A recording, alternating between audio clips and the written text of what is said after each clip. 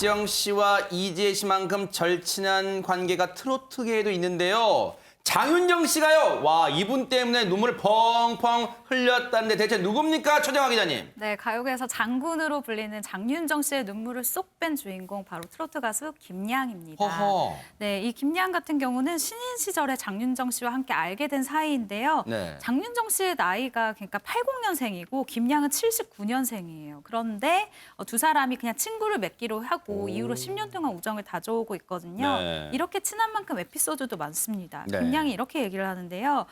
여럿이서 술을 마시다가 내가 창 밑으로 핸드폰을 떨어뜨려서 죽기 위해 테이블 밑으로 들어간 적이 있다. 그런데 윤정이의 발이 보였는데 그 발이 너무 뽀얗고 예쁜 거다. 그래서 순간 깨물고 싶었대요. 그래서 술 기운에 장난삼아 그 발을 앙 하고 깨물었는데 그 이후로 이 이야기를 굉장히 재밌게 얘기를 한대요. 네. 장윤정 씨가 그 도경환 아나운서와 결혼하지 그랬죠, 않았습니까? 네. 도경환 아나운서를 만났을 때 두 사람이 얼마나 친한지에 대해서 이야기를 할 때 우리 서로 발도 깨물고 논 사이다라고 표현을 할 정도로 네. 이야기를 했었다고 하는데요. 네. 김양이 사실은 프로 가수예요. 그런데 지난해에 트로트 경연 프로에 참가자로 출연을 했고요. 또 절친한 친구인 이 장윤정 씨는 심사위원석에 있었습니다. 어허. 근데 내 친구가 무대에 올라온 모습을 보고 장윤정 씨가 눈물을 그렇게 쏟은 거예요. 네. 장윤정 씨가 이렇게 이야기를 합니다. 유일하게 진심으로 내가 잘 되는 걸 응원해준 친구다. 같은 목표를 향해서 달리면서도 정말 내가 진심으로 잘 되기를 유일하게 바래준 친구인데 너무 착하다. 근데 한편으로는 이 친구가 너무 착해서 독하지 못해서 빨리 내 옆으로 못 오는 게 아닌가 생각을 할 정도로요. 늘 응원했고 좋아한다고 또 진심을 알아줘서 고맙다라는 이야기를 네. 하기도 했습니다. 10년 지기 친구가 경연 프로그램 무대에 선 모습을 심사위원 입장에서 지켜본 장윤정 씨. 어떤 마음이었을까요? 한번 들어보시고 이어가 보도록 하겠습니다.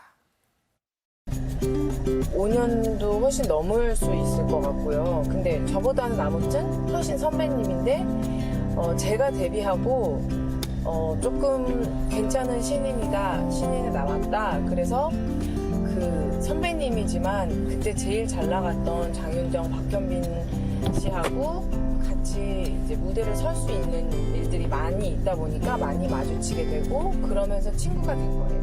윤정이는 너무나 큰 대스타가 돼 있고 저는 거기에 또 참가자로 가 있으니까 그것 때문에 윤정이랑 저랑 뭔가 이게 감정이 소용돌이 쳤던 것 같아요. 그리고 윤정이가 먼저 울기 시작해서 저는 노래하다 보니까 너무 울컥해서 더 울게 됐고 네, 그런 상황이에요.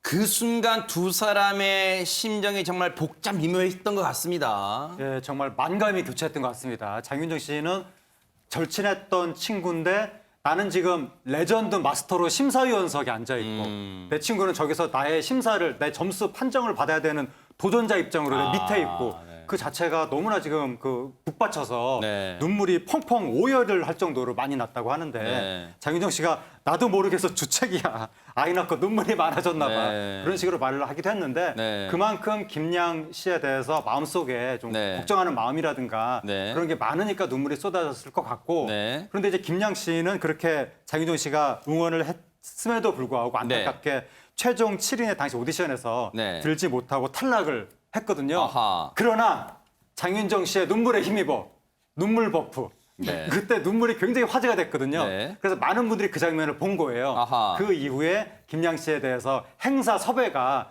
줄을 이었다고 합니다. 네. 사실 김양 씨가요. 데뷔 13년 차랍니다. 몰랐습니다. 그런데 이 김양 씨를 든든하게 도와주시는 분이 있어요. 먼저 이 김양 씨의 대표곡 먼저 들어보시고 노래 먼저 들어보시고 얘기를 이어가 보도록 하겠습니다.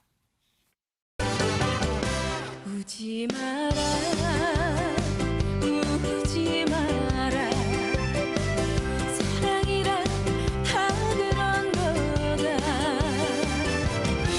정해진 운명이야 할자라거니 달려라 외길 인생 후회는 없다 묻지 마라 묻지 마라 인생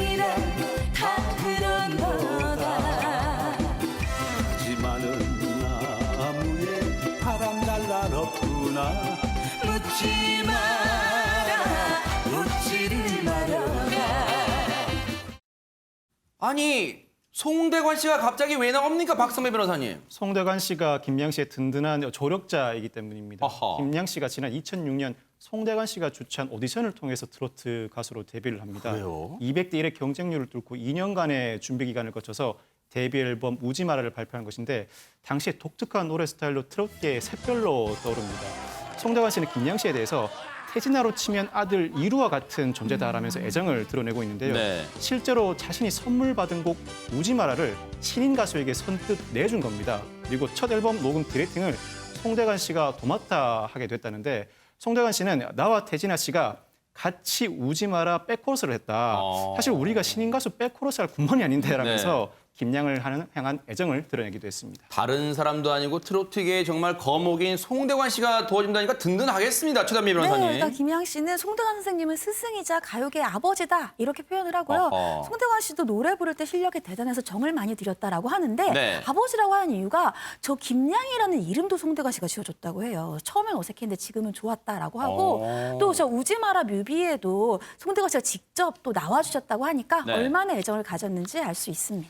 사실 이 가수분들 하면 효심이 깊은 분들 다 많은데 지금 박성배 변호사님, 김양 씨가 이 가족, 특히 어머니 사랑이 극진한 이유가 있을 것 같습니다. 어머니가 20년째 혈액암 투병 중이시라고 하고 아버지도 허리 디스크로 지팡이 없이는 걷지를 못한다고 아이고. 합니다. 김양 씨가 부모님을 직접 모시고 살면서 정기 검진도 직접 챙긴다고 하는데 부모님 이렇게 모두 아픈데도 가족들이 워낙 화목하대요. 이렇게 화목한 가족들이 김양의 든든한 지원군이라고 합니다. 네.